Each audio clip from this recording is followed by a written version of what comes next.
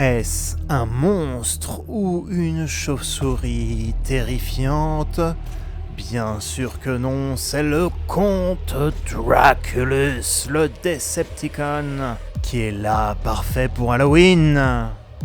Bienvenue sur TF Toybox, chaîne qui passe en revue les figurines et qui vous informe des nouveautés sur Facebook, Instagram, Twitter. Comte Draculus est une nouvelle figurine collaborative en collaboration avec un film ou un univers autre que Transformers. Comme d'habitude, on va voir le mode robot, la transformation, le mode alternatif et on commence tout de suite par l'unboxing. On commence par notre unboxing maléfique. Oui, je vous promets, après je me calme pour les allusions. Unboxing de notre Dracula. Le comte Draculus est inspiré bien sûr de Dracula avec un super artwork de robot vampire à l'avant et sa belle cape. Le nom du film Dracula en haut, on reviendra sur le logo Universal Monster. On a notre logo collaboratif Transformers 2021 avec le logo Dracula et les ailes de chauve-souris. Il est spécifique à Dracula. Le logo collaboratif est un nouveau logo qui était utilisé pour la gamme de figurines de crossover avec des films comme ici les différentes voitures Ecto-One et les Transformers Ectotron, ou encore la figurine de Gigawatt du film Retour vers le futur qui se transforme en DeLorean. Je l'avais passé en revue, le lien de la revue vidéo est en haut à droite ici. Mais revenons à notre unboxing, on a notre logo Draculus en bas avec le logo Decepticon. C'est un Decepticon ce Draculus, on a 8 ans et plus, Hasbro, les logos Transformers c'est Takara Tomy habituel. Sur le dessus, encore une fois le logo Transformers, c'est le logo Dracula pour les 90 ans cette année du film. Sur le côté, on retrouve Dracula, le logo Transformers authentique, le portrait Draculus et Universal Monster. Il me semblerait que ce ne soit pas un logo spécifique à Hasbro, mais plutôt à Universal, imposé par Universal, puisqu'effectivement, dans une autre gamme de jouets d'une autre marque, inspirée des Tortues Ninja, on a droit à un Frankenstein Raphaël, et cette nouvelle figurine, elle, a aussi le logo Universal Monster. Donc il semblerait que ce soit un logo spécifique à Universal Monster, alors que le logo collaboratif Transformers c'est bien sûr spécifique à Hasbro. Au dos, on retrouve notre mode robot Draculus, on retrouvera notre chauve-souris avec sa cape, le nouvel accessoire, et la cape bien sûr peut être mise sur le robot. On va le voir en détail tout de suite après dans la revue. Format de la boîte rectangulaire plutôt sympa, et pour cause, c'est fait exprès. Sur le côté, on a ce qui semblerait être le dessin d'une VHS, une cassette vidéo. On a toujours notre logo Universal Monster, le logo Decepticon violet et le logo Dracula, mais aussi le tour d'une vieille bonne VHS de nos bons vieux films. Et quand on ouvre notre boîte, on a aussi le dos de la boîte qui est une VHS. Concept plutôt sympa pour ces vieux films, on retrouve toujours Universal Monster, Dracula, Draculus sur l'étiquette de notre cassette. Et bien sûr à l'avant, je l'ai déjà ouvert, mais on avait notre figurine en haut qui était placée donc en haut de la boîte, et la cape était enroulée dans la partie basse de la boîte ici. Instructions, que j'ai une lumière rouge ou pas, ces instructions sont tricolores avec du noir, du blanc et du rouge pour refléter le rouge sang de notre cher comte Dracula. On va le voir, une figurine plutôt monochrome, mais qui va permettre de faire des petits jeux sympas de lumière. Et quand on rajoute bien sûr du rouge, c'est encore mieux pour cette figurine assez spéciale de notre très cher comte Dracula. Enfin, devrait-on dire maintenant Draculus, un Decepticon officiel dans l'armée de Megatron. On va reprendre un discours un peu plus normal pour la suite de cette revue et on va enlever également la lumière rouge très prochainement. On va également commencer la revue sans son accessoire nouveau, sans sa cape, pour pouvoir faire la comparaison avec la figurine initiale sur laquelle le personnage, le jouet, la figurine est basée. On est basé donc sur Mindwipe. Le Headmasters ou Titan Master Mindwipe est donc la base de cette figurine, puisque Mindwipe se transformait en chauve-souris mécanique. C'était donc le personnage idéal pour le comte Draculus. Mindwipe était un Headmaster, c'est-à-dire que sa tête se transformait en petit robot humanoïde qui pouvait piloter le Transsector, piloter le gros corps robotique en dessous. Comme on va le voir, pour Draculus, la tête est totalement modifiée, il a perdu sa capacité de Headmasters. Mais pour ce personnage, c'est pas plus mal. On a donc un nouveau torse, une nouvelle tête. Et après, le reste est à peu près la même chose. On a aussi des avant-bras et des mains différentes. Regardons notre comte Draculus Dracula, très monochrome, très simplement chromé. Restons un petit coup sur la tête qui est toute nouvelle. On a donc des crocs, des canines au niveau du visage robotique qui est super chouette. La tête est vraiment faite pour ressembler au comte Dracula, si Dracula était donc un robot. J'aime particulièrement le fait que sur le casque, il y a aussi une sorte de visière métallisée qui rappelle un petit peu des gros sourcils épais du personnage de Dracula. Les couleurs monochromes sur le corps rappellent également un costume, bien sûr. On va rester un petit peu sur la tête. On a droit à des oreilles pointues aussi sur le côté argenté.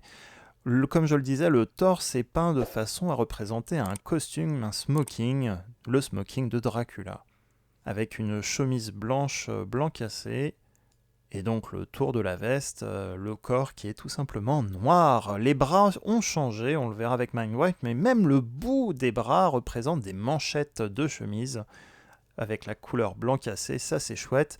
Comme on le voit aussi, les mains ont été modifiées, il a des mains plutôt griffées, plutôt crochues, qui vont aller parfaitement avec le personnage. Ça aurait été chouette que ses mains soient présentes déjà sur la figurine de Mindwipe. Mais la figurine de Mindwipe a 4 ou 5 ans de mémoire, donc voire plus, 6-7 ans maintenant, oh là là, ça passe vite. Donc c'est bien de l'avoir amélioré. On a donc des beaux yeux rouges également sur le visage de notre personnage.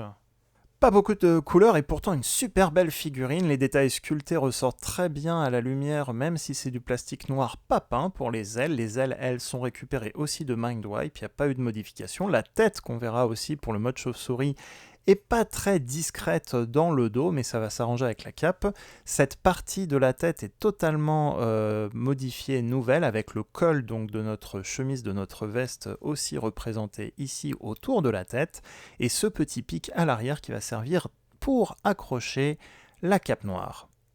On fait un tour justement des 2 premiers accessoires, un pistolet / griffe en noir avec de la peinture grise métallisée et du rouge sang pour aller avec notre Draculus. Il peut se mettre dans la main et également sur le port de connexion sur le côté du bras. Les griffes vont bien du coup avec ce comte Dracula. Et pour le blaster, un blaster noir avec du rouge peint en dégradé au bout. Le blaster n'est pas forcément nécessaire pour le comte Dracula, mais c'est vrai que la petite touche de rouge, encore une fois, va être un petit plus pour aller dans le thème avec notre comte vampire chauve-souris. Ce sont les 2 accessoires vendus avec Mindwipe initialement, donc Hasbro les a laissés et c'est tant mieux. La surprise, c'est donc ce 3e accessoire qui est une vraie cape en tissu, et franchement c'est plutôt chouette d'avoir des capes en tissu pour des accessoires. Quand le focus est là, c'est mieux, mais donc on a une cape noire, il n'y a pas grand chose à dire de plus, elle est assez grande pour pouvoir l'envelopper quasiment totalement, on le verra après, et il y a 5 trous, 4 fentes et un petit trou. Le petit trou du milieu, c'est pour accrocher sur le pic à l'arrière de la tête. Les 2 premières fentes ici dans le dos vont servir à faire passer les 2 ailes de chauve-souris qu'il a dans le dos, et les fentes sur les côtés vont permettre notamment de mettre soit les bras, enfin les mains plutôt, pas les bras, mais les mains du robot, soit les ailes de la chauve-souris. On reviendra sur la tête de la chauve-souris plus tard en mode animal, mais l'avantage c'est que cette cape va aider beaucoup à dissimuler cette tête de chauve-souris qui était bien présente en mode robot. Donc voilà le petit pic, on peut mettre la cape directement. On passe les 2 ailes de chauve-souris à l'arrière dans les fentes comme ceci. Et même si c'est pas obligatoire, voilà, vous pouvez mettre dans les mains de la figurine les autres fentes de la cape. Après, vous pouvez aussi laisser la cape tomber comme ceci, ou recouvrir tout simplement la figurine au niveau des épaules pour que ce soit à peu près refermé comme ceci, pour ressembler donc à notre très cher comte Dracula. Petit tour 360 de la figurine avec sa cape, donc là on voit qu'il y a quelque chose dans le dos, il cache la tête de chauve-souris, mais au moins on la voit plus. Et à l'avant, on a une cape plutôt chouette, un accessoire bonus plutôt sympa. On peut bien sûr la remettre un petit peu sur l'arrière. Côté articulation de notre personnage, on a le ball joint au niveau de la tête. Double articulation au coude de par la transformation. Les épaules sont aussi sur un ball joint. Les mains peuvent juste se baisser, c'est lié à la transformation. Les jambes, la taille peut pivoter de gauche à droite. Les jambes peuvent aller à peu près dans tous les sens aussi, plier au niveau de la cuisse, du genou, et le pied peut aller d'avant en arrière. On rattaque les comparaisons donc avec notre Mindwipe. Ici, c'est précisément la version Takara Legends sortie au Japon. Donc les couleurs et la tête a légèrement été modifiées par rapport à la version Hasbro.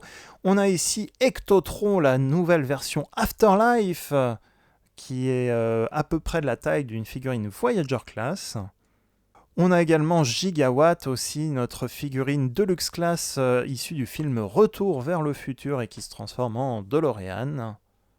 Un autre monstre de la gamme Kingdom, cette fois la Deluxe Waspinator de la vague 4 Deluxe Class, petite mais bien monstrueuse.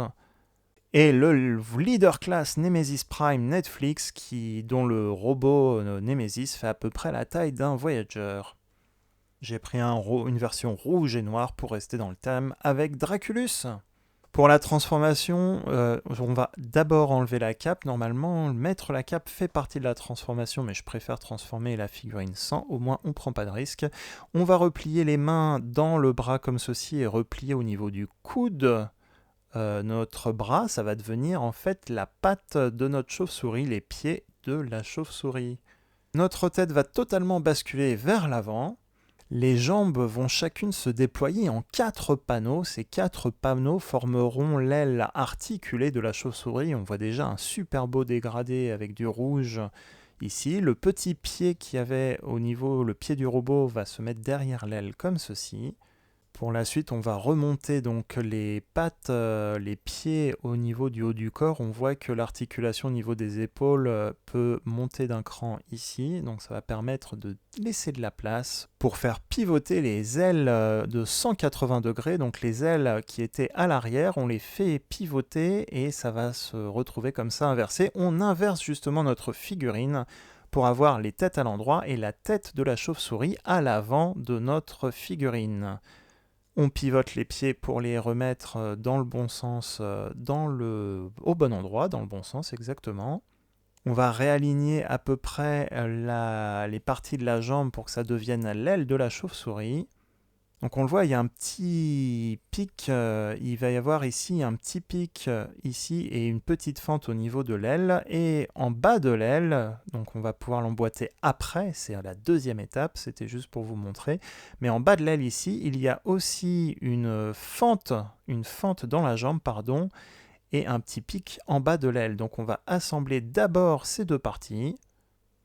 Ça a l'air compliqué à expliquer, mais en fait c'est super simple. Et ensuite on emboîte le petit pic au niveau de l'aile pour solidifier le tout, stabiliser le tout. Et bien sûr on fait pareil de l'autre côté. On ouvre, on déploie les panneaux, ça forme l'aile. On bloque l'aile au niveau du pied de la chauve-souris. On bloque au niveau du petit pic, au niveau du corps de la chauve-souris. Et ensuite, dernière étape, on redresse la tête et on va l'emboîter au niveau du corps. Et voilà notre chauve-souris monstrueuse en noir et rouge. Alors, les instructions définissent l'assemblage de ces deux armes comme ceci. Et surtout, à l'arrière, on a un petit trou à l'arrière. Et avec la poignée de l'arme, on va les assembler. Et c'est censé former la queue de la chauve-souris. Alors c'est plus un moyen de ne pas perdre les armes, parce qu'en vrai, on n'est pas sur de la dissimulation 100% robots in disguise ici. Mais ça permet de ne pas perdre les armes. Côté gros changement, on a beaucoup plus de rouge qui apparaissent dans ce mode chauve-souris, du rouge sang au niveau des ailes, mais aussi du torse avec un torse transparent. Du rouge au niveau des oreilles aussi, on a de l'argent au niveau de la mâchoire qu'on peut ouvrir et fermer. Alors moi sur ma version, la mâchoire, la partie basse est totalement peinte en argent, par contre la partie haute, on n'a que les dents de devant qui sont peintes, il n'y a pas trop de parties sur les côtés des crocs, sur les côtés du visage qui sont peints au niveau de la mâchoire du haut. C'est dommage, après ça reste quand même plutôt bien, mais bon, ça aurait pu donner peut-être quelque chose de plus, un petit plus, si toute la mâchoire était argentée. Le dégradé rouge en tout cas est plutôt bien réussi sur cette chauve-souris. Alors, la chauve-souris conserve donc le petit panneau à l'avant du torse, le cockpit pour mettre le Headmasters, mais petite déception, vous ne pourrez pas mettre de Headmasters dedans, comme on va le voir tout de suite. Ça se voit pas bien à la caméra, mais il y a des parties plastiques qui forment la structure à l'intérieur du torse, qui fait qu'on ne peut pas mettre de personnage dedans. Là, ça se voit un peu plus, il y a un gros carré au milieu en plus. Si je prends le Headmaster de Mindwipe, on ne peut pas le mettre à l'intérieur de notre chauve-souris. Alors pour vous montrer le moule original, on pouvait mettre totalement la figurine à l'intérieur du torse et refermer le cockpit de notre figurine originale. Donc là, vous ne pourrez pas le faire. Mais d'un autre côté, il n'est pas un Headmaster, donc c'est pas si grave que ça. On a quand même une pièce transparente qui ressort plutôt bien en vrai et à la caméra, transparente rouge bien sûr. Pour mettre la cape, on va mettre la cape entre guillemets à l'envers puisque le petit pic est en bas. Donc on fait d'abord passer les deux ailes dans le dos ici dans les fentes et le trou au milieu se retrouve en bas et le pic pour connecter la cape se retrouve donc en bas de la chauve-souris. Et comme la cape est trop grande pour le mode chauve-souris, eh bien on va retourner comme ceci une partie de la cape pour ensuite accrocher notre cape au niveau de la main, de la patte, de l'aile de la chauve-souris. Donc c'est représenté ici par un tout petit pic, donc il faut faire attention, ça risque de souvent se déconnecter. Moi parfois je mets carrément tout le bout de l'aile dans la fente, comme ça je suis sûr que ma cape s'enlève pas, mais voici la transformation officielle, voilà, je l'enlève le bout de l'aile de la fente et je mets que le petit bout, le petit pic de l'aile ici. Et vous voyez, ça ne tient pas forcément super bien comme ça. Mais voilà donc notre chauve-souris qui a sa cape et qui lui donne légèrement une envergure plus grande. Envergure de la chauve-souris plus grande avec la cape. Et voilà, quand on repasse tout en rouge, eh bien, oh là là, c'est encore mieux, c'est encore plus menaçant. Non, promis, je me calme avec les lumières. Ok, j'ai compris. Bon mode monstrueux de chauve-souris, en tout cas pour cette figurine de Draculus. Decepticon aux ordres de Mégatron, cybertronien ou tout simplement un personnage totalement différent d'un univers alternatif, Draculus, le comte Dracula, qui va aspirer les nergons de n'importe quel cybertronien. À vous de décider. En tout cas, cette revue est maintenant terminée. J'espère qu'elle vous a plu.